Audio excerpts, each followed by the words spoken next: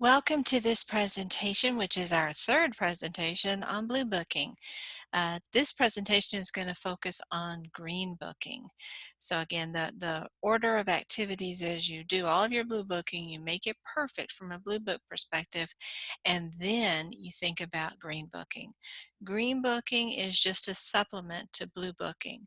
So you only make changes or tweaks that the Green Book tells you to your blue booking, but the Green Book does not claim to and is not an independent citation system that you can use while not paying any attention to blue booking. So the assumption is before you look at the Green Book, you've looked at the Blue Book and gotten everything perfect.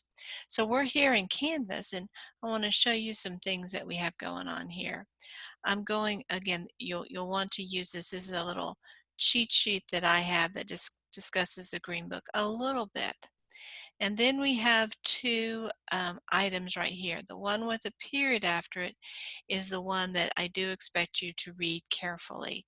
This gives a really nice overview of what writ and petition histories are and why they're so important to do them for green booking purposes.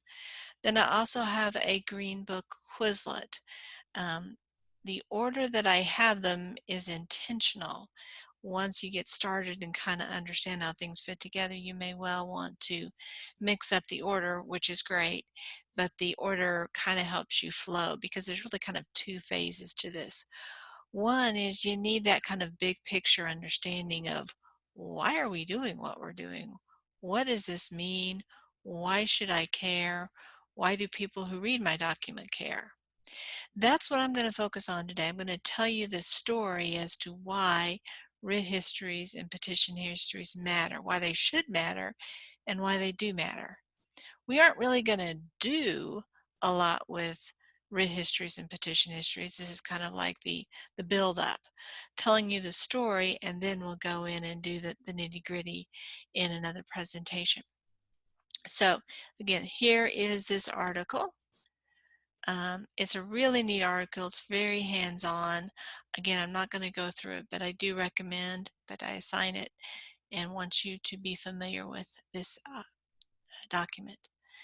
This presentation is going to focus on Quizlet uh, uh, flashcards. I've never done one like this, so this will be kind of interesting. So we're going to kind of do some big picture stuff, and then we're going to narrow into writ histories or the Green Book stuff. As you know, we have two highest courts in the state of Texas, the Texas Supreme Court and the Texas Court of Criminal Appeals. The Texas Supreme Court handles only civil matters, and the Texas Court of Criminal Appeals handles only criminal matters.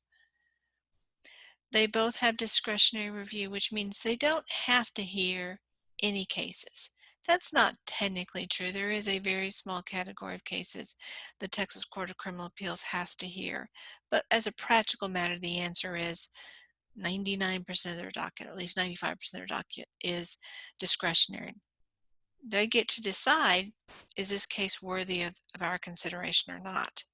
If they had to hear every case that somebody wanted to bring before them, they would never get through them all because all of the justices on each one of the courts hears the case. So for every civil case, it's got to go in front of all 9 justices of the Texas Supreme Court.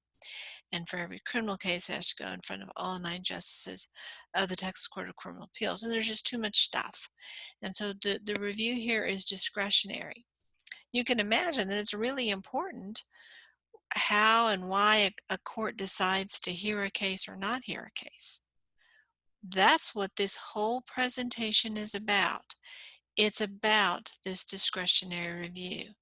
When we talk about writ histories and petition histories, we're talking about the process and the decision that relates to this discretionary review.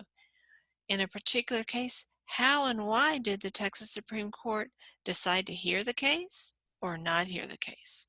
That analysis is what we're focusing on. So this, you could say the discretionary review aspect is really the topic of this presentation. Intermediate courts are the courts between the trial court and those two top courts. And in Texas, we call them courts of appeal, same name we use in federal court. And the abbreviation that we use is text period space app period. We happen to have 14 of them in the state of Texas, and they handle both civil and criminal cases. Um, and they have to hear every case that goes before them. Everyone has an automatic right to one appeal.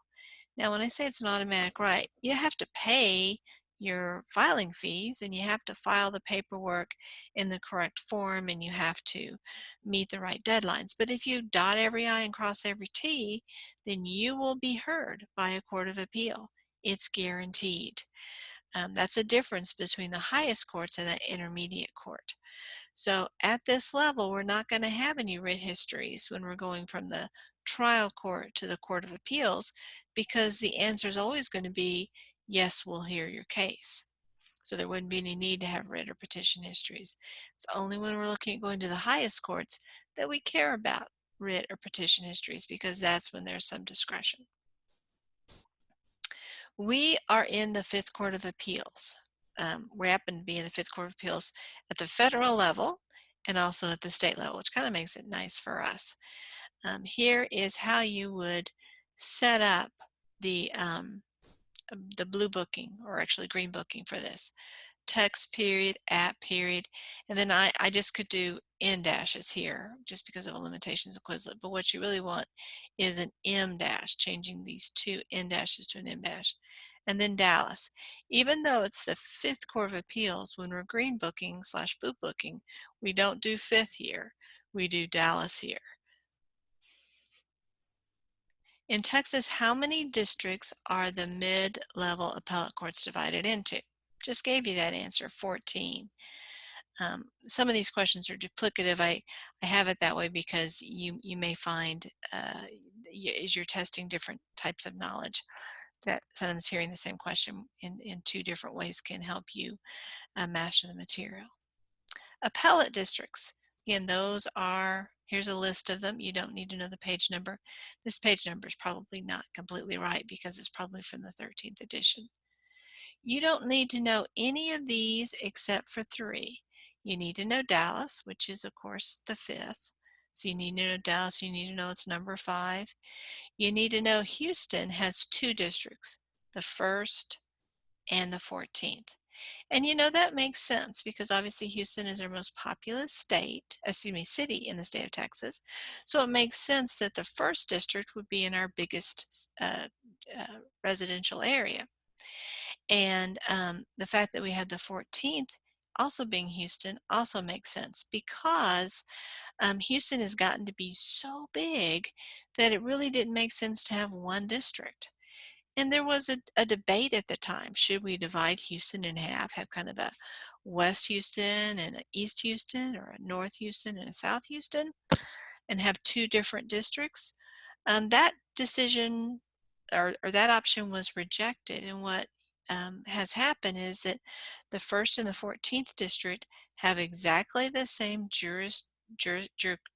geographical area, and the cases are randomly assigned. So if you live in Houston or you're handling a case in Houston, there's a 50% chance that the 1st Court of Appeals will hear it, and there's a 50% chance that the 14th Court of Appeals will hear it. And you can see why this is the 14th. This was the last one added. When they started this whole system, they weren't thinking that they were going to need a 14th, right? Because they were thinking, well, Houston will be able to handle all the districts. Of course, that didn't work out to be the case because of growth in the Houston area. Maybe someday the 15th will be the split of the Dallas area. Who knows? It could happen. Fort Worth has its own district, so we have somewhat of a balance between those two. But for our purposes, you only need to know 3. The Houston one, which is the 1st district, the Houston one, which is the 14th district, and the Dallas one. The appeals process. How do you appeal within the system? Well, the first thing you have to do is file an application for review. You submit your brief on that. The appellate court has to hear your case. The Texas Supreme Court, it has discretion, doesn't have to hear the case. I don't really care about you knowing these first 2 facts. I'll get the numbers right here, by the way. This is the part that I'm really interested in you knowing. The Court of Appeals is mandatory. The two Supreme Courts are discretionary.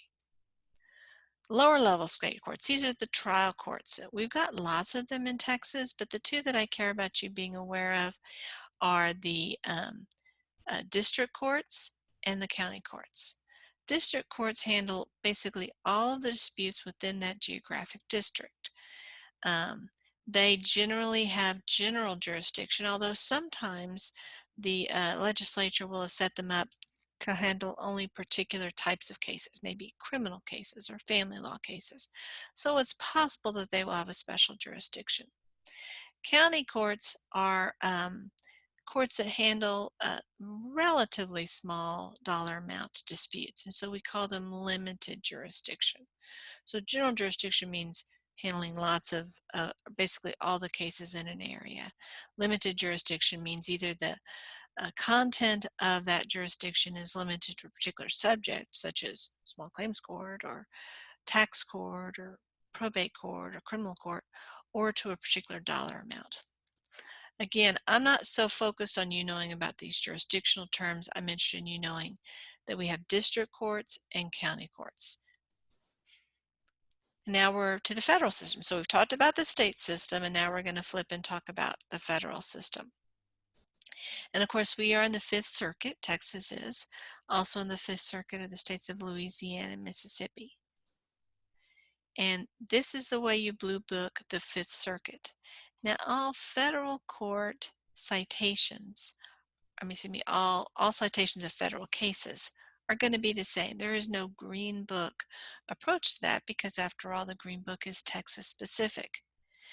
You will use the Greenbook, though, when you're in federal court if the federal court is in Texas. So you need to know what states are in the Fifth Circuit, and you need to know how to format this. Notice that the TH are not superscripted. Northern District of Texas. I'll show you how to blue book it on the reverse side of this. This is where Dallas County is and many other counties. You know, the federal court system divides up Texas into 4 different geographical points: north, south, east, west.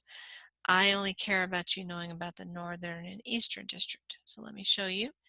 It's N period D period, no spaces here, then a space TEX period. Remember, the general rule is if your abbreviated word has 2 or more letters, you're going to put a space. But if it doesn't, if it's just a 1-letter abbreviation, you're not going to put a space. Now, of course, you're not going to actually put the part in parentheses. That's just your reminder that the Northern District of Texas is Dallas. And here we have the Eastern District of Texas, and you'll see, of course, this is Collin County's district. It looks the same format. This one's tricky, of course, because Collin County is north of Dallas County, and yet it's in the Eastern District, not the Northern District. Which reporter abbreviation has spaces? There's only one that we use commonly, and that is going to be FSUP.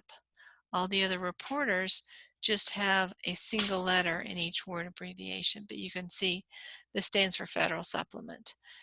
SUPP period is obviously more than 1 letter, and so we do put a space here.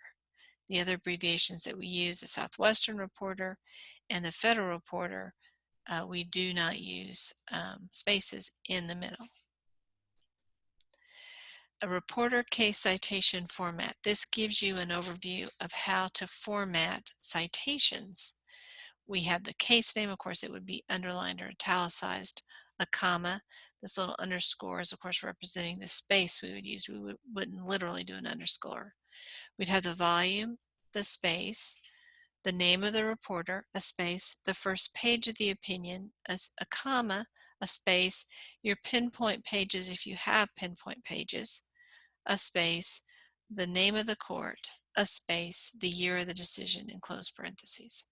This little pattern is what you'll see time and time again. We'll be adding something after the year in a few cases, and that's really what blue booking is primarily about, but we haven't quite got that far yet. When do you use the blue book? Okay. Well, we always use Blue Books when we're citing Texas authorities and Texas legal documents.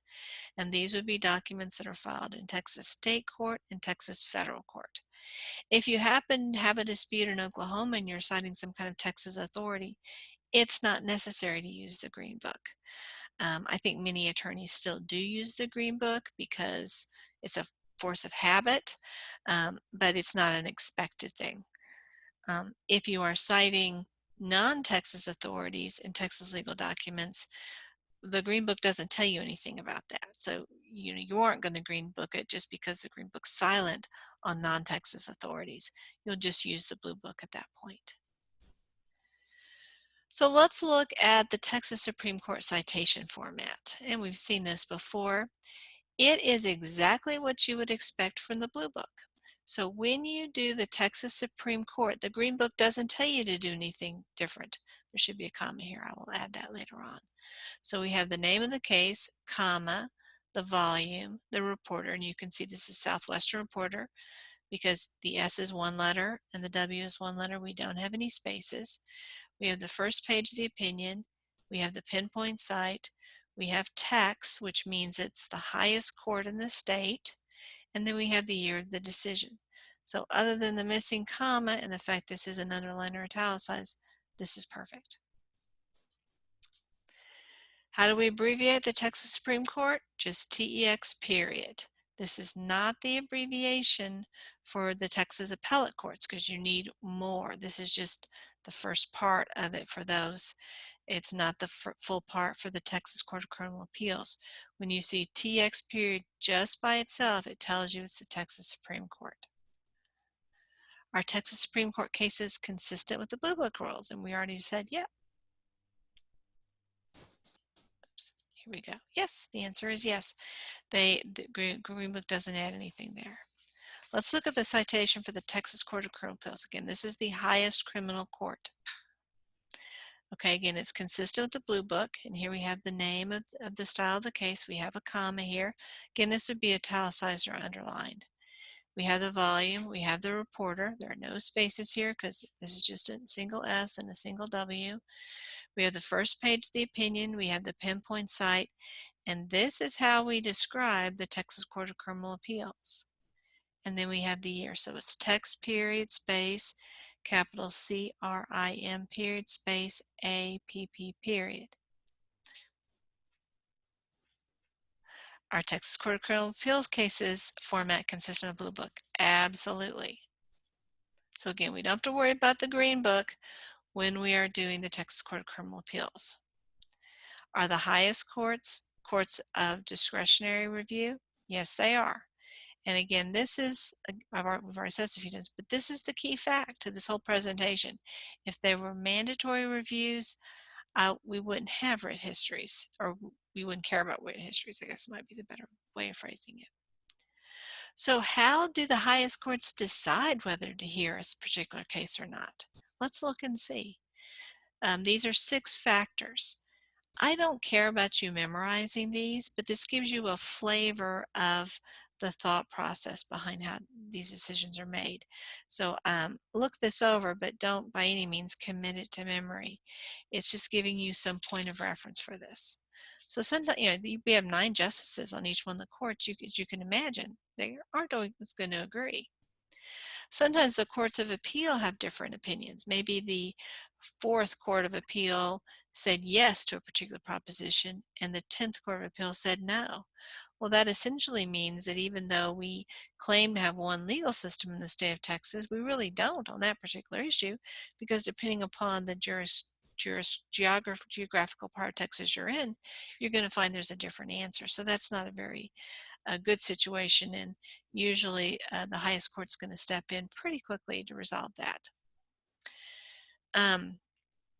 If there is an issue about how to interpret a statute or whether a statute is valid, that can be an important issue. Constitutional issues, and these can be Texas state constitutional issues or U.S. constitutional issues. The court, of course, is going to be interested if the court believes that the Court of Appeals or the Supreme Court feels that the Court of Appeals made an error. Maybe the justices don't agree. They all agree the court made an error. Well, that would obviously be a reason for review. And then it could be that this is just a really important issue and the Court of Appeal, the Supreme Court wants to put its stamp on that big decision. So these are all pretty reasonable, logical reasons why the Supreme Court or the Court of Criminal Appeals would want to get involved in a particular case. You're not responsible for knowing these, but it's helpful as we go through writ histories to have this as kind of background information in your head. Okay, let's look at how federal statutes are cited. Now, we haven't covered this yet. I'm just showing this with you so you have, since it was a Quizlet slide that we had, I just wanted to offer it to you. You can see we give the name of the law, first of all, and then we show the volume of whichever one of the statute books that we're using. USC stands for United States Code. This is the official code published by the federal government. USCA is the United States Code Annotated. This is not official, but this is the one published by West. Either one is fine to cite from. This one, the official one, is not preferred. In fact, I would say people who have access to the USCA are more likely to use the USCA than the USC for reasons that we'll talk about later on in the course. Then you're going to do the section symbol. I haven't shown you how to do that yet, but we'll get to that point. And then the number of the section, and then the year that it is published.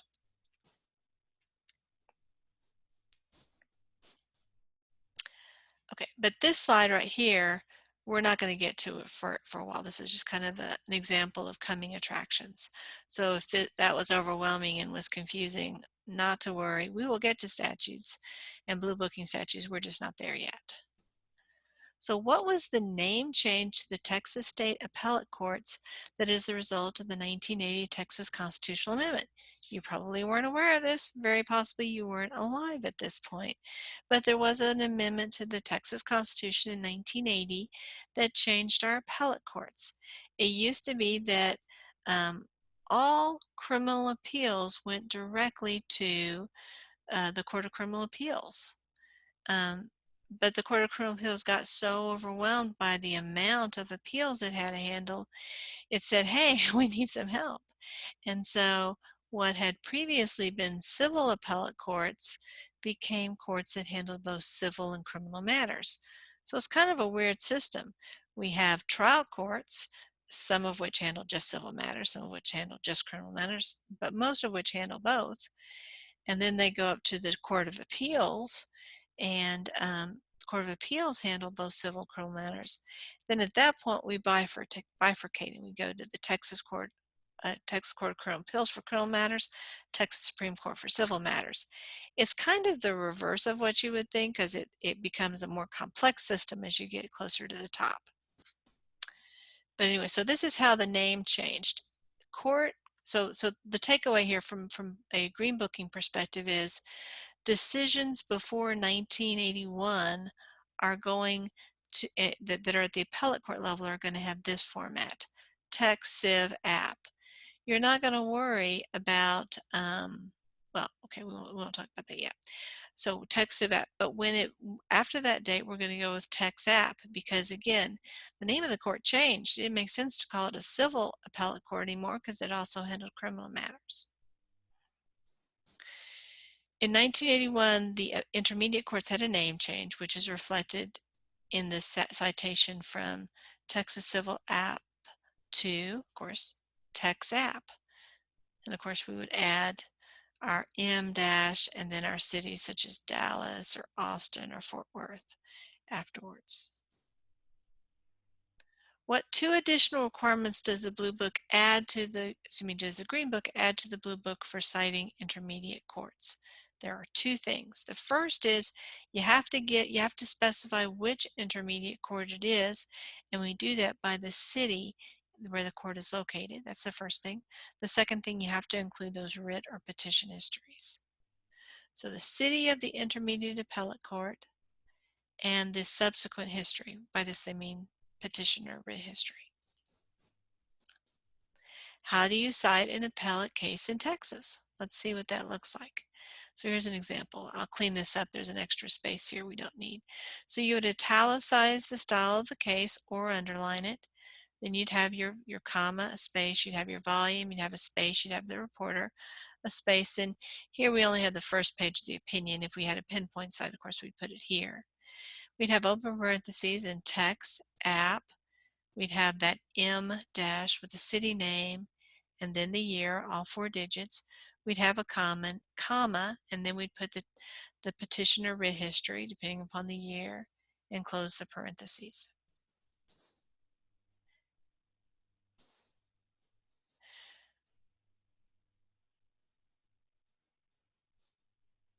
I'm not sure what COA means here.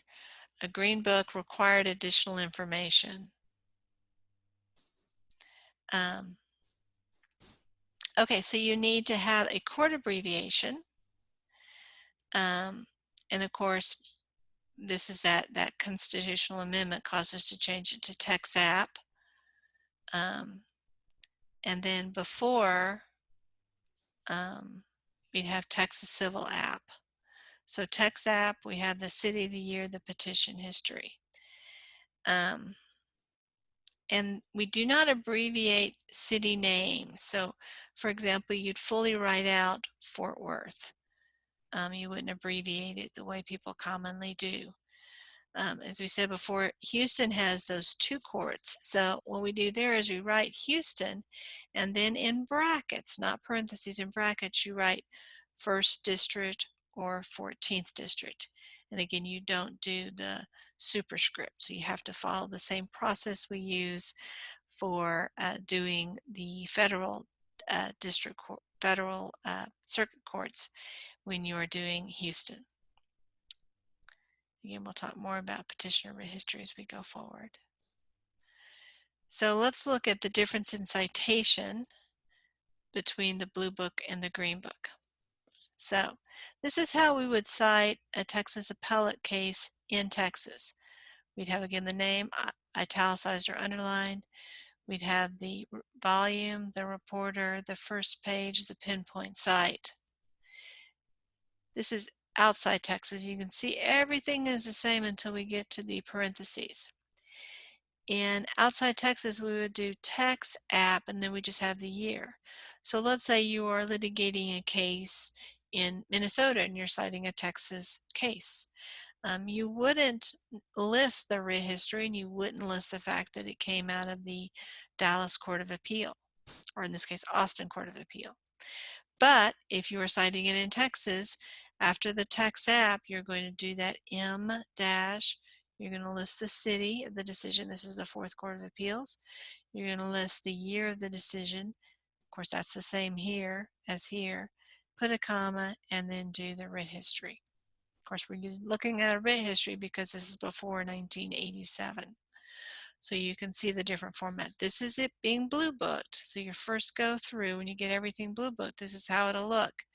And then when you go through a second time with your Greenbook, this is how you'll have it submitted at the end. An appellate decision made before September 1st, 1997 has what kind of history? Of course, this would be a writ history. That's what we would call it. You may be wondering, what does writ mean? Writ is just a name for a court order.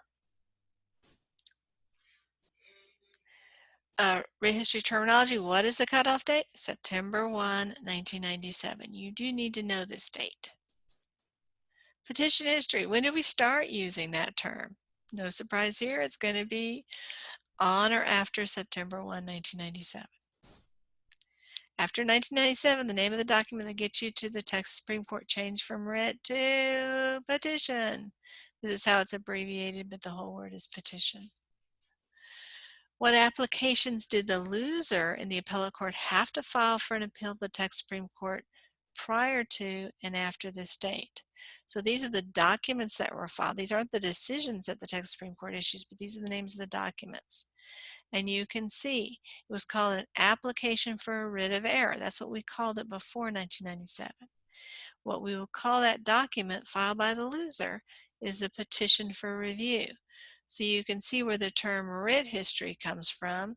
We're asking for a court order. We're asking for a writ to issue.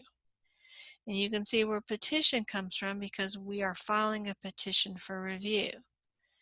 Now, sometimes the term writ and petition history get confusing for folks, and I don't blame you because it's not consistent. We're comparing apples and oranges here. So if you're having some kind of moment of confusion, you're right to have confusion, because when we talk about writ history, we're talking about what the Texas Supreme Court's going to do. It's going to issue a writ, or maybe it's not going to issue a writ.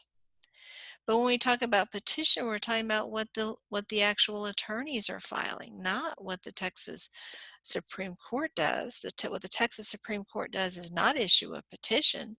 That's what litigants do. So it's kind of weird that we switch from focusing upon the name of the document that the court issues and now focus on the name of the document that the litigants file in the hopes of getting the writ to issue. I don't know why we made the change. It doesn't make a lot of sense to me, but I wanted to explain it to you because sometimes people get confused about that. It's a good question, and hopefully that clarified things. If my explanation didn't make sense to you right now, you don't have to be able to explain that. If it's just helpful for you to think writ history before 1997, petition history after 1997, you're good to go.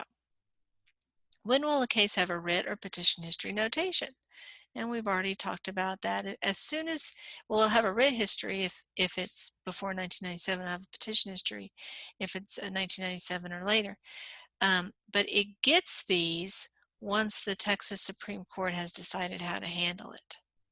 So after we have a decision from the intermediate appellate court, then the loser decides, well, gosh, I'm not happy with this.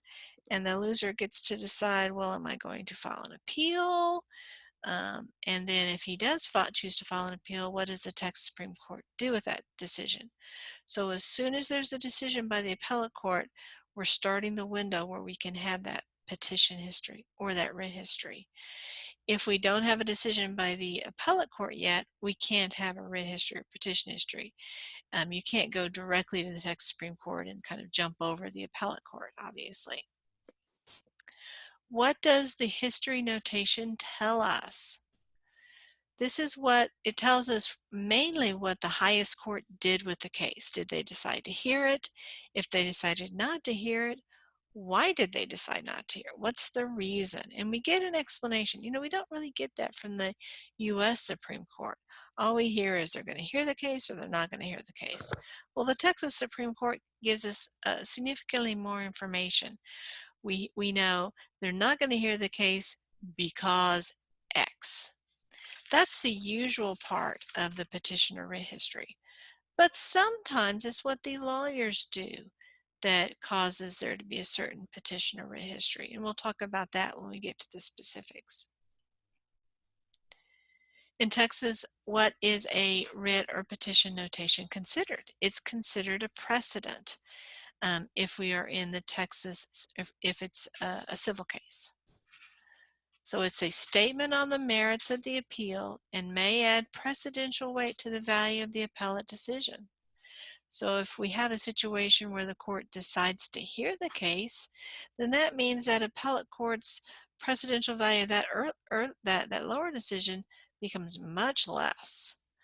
But let's say the Texas Supreme Court says, no, Court of Appeals, you did a great job. We love your decision. Well, that appellate courts, the merit, the weight of that decision has significantly increased.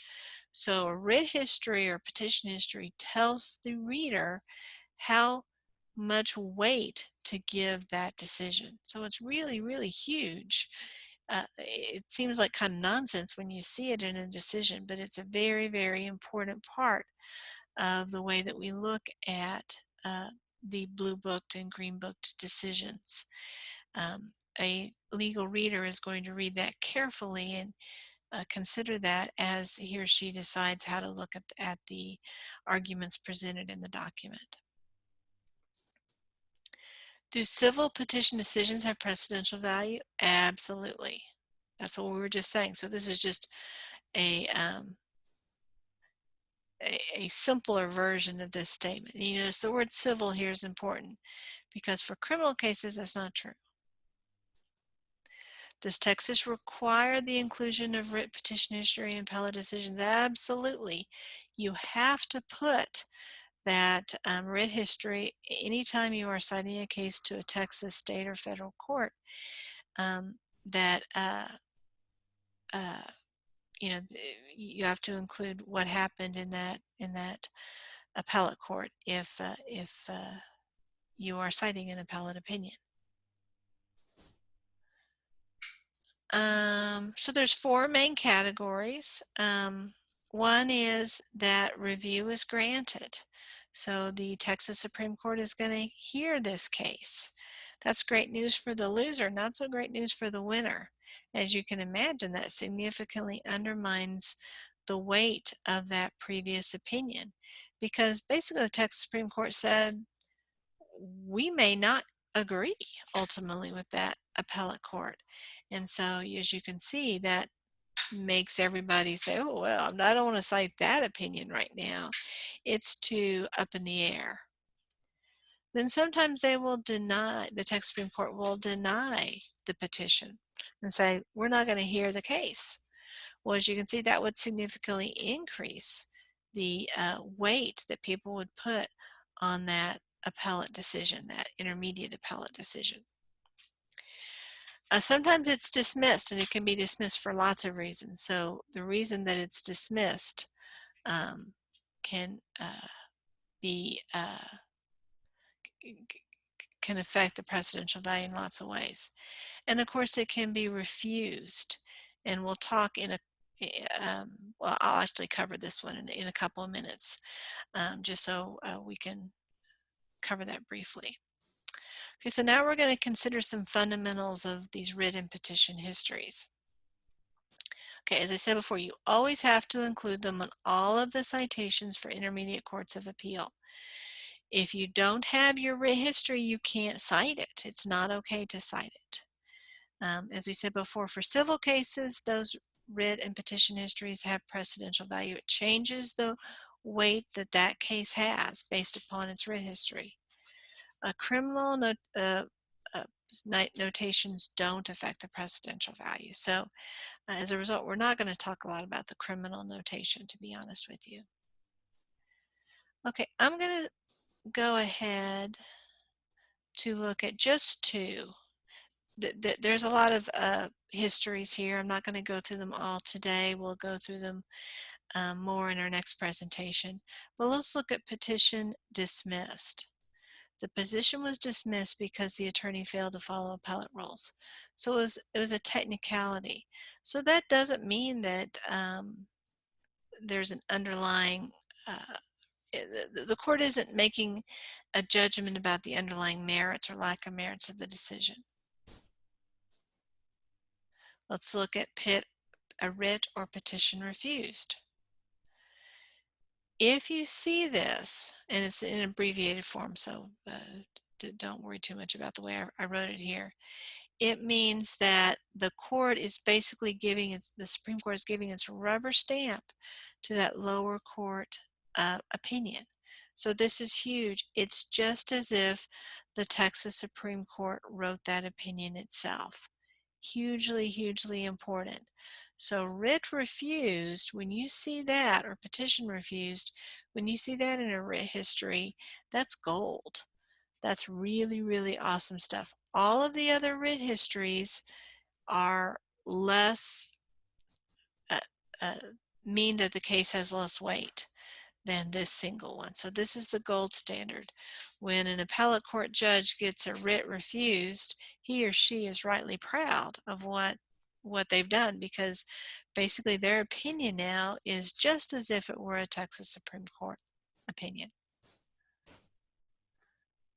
Of course, writ granted, petition granted means that the court is going to hear the case. Obviously, the court doesn't hear the case instantaneously. There's a delay. But it means at that point that very few people would cite that opinion until we have resolution in the highest court. Here I've listed the Texas Court of Criminal Appeals petition histories, but again, they don't have as much precedential value, so I'm providing them just for a point of reference. Here is, what is the difference between writ petition denied and writ petition, there should be a little dash here, writ denied, petition denied, or writ refused, petition refused. And again, if it's writ denied, it's not a rubber stamp. It's not saying, the Texas Supreme Court isn't saying everything was perfect with the underlying decision. It's just saying there was nothing so wrong with it that we're going to reverse it.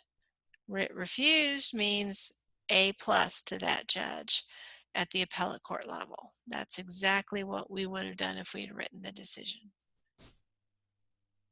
As we've already decided, the criminal petitions do not alter the precedential value of the decision.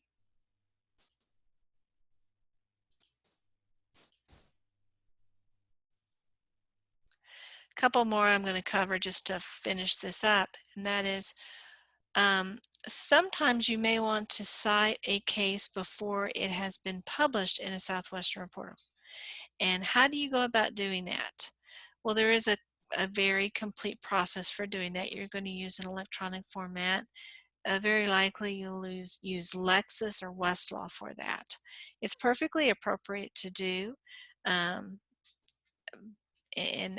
We're not going to cover that in this particular class, but just know that there is a system.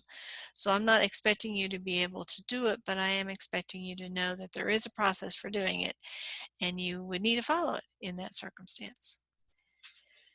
Okay, let's talk about parallel citation, and this will be our final topic for today. So it's not unusual. We've been talking about the Federal Reporter and the Federal Supplement, and we've talked to the Southwestern Reporter. But there's actually tons of reporters out there. And so many times a particular case will be reported in many different reporters. Let me give you an example. Before 1963, Texas had its own official reporter in addition to the Southwestern Reporter. So you would see the same case published in the Texas Reporter and in the Southwestern Reporter. I mean, be verbatim, the actual opinion portion. So you could cite it in the Texas Reporter, you could cite it in the Southwestern Reporter, or you could cite it in both places. That's, kind of the logical options that you have. If you do both sites, we call those parallel sites. And usually you are not supposed to use parallel sites. You may think to yourself, well, gosh, that makes it easier because maybe I have access to one of the reporters, but not the other. There's an argument for it, but I think the other argument is that they really do interfere with the flow of the paragraph.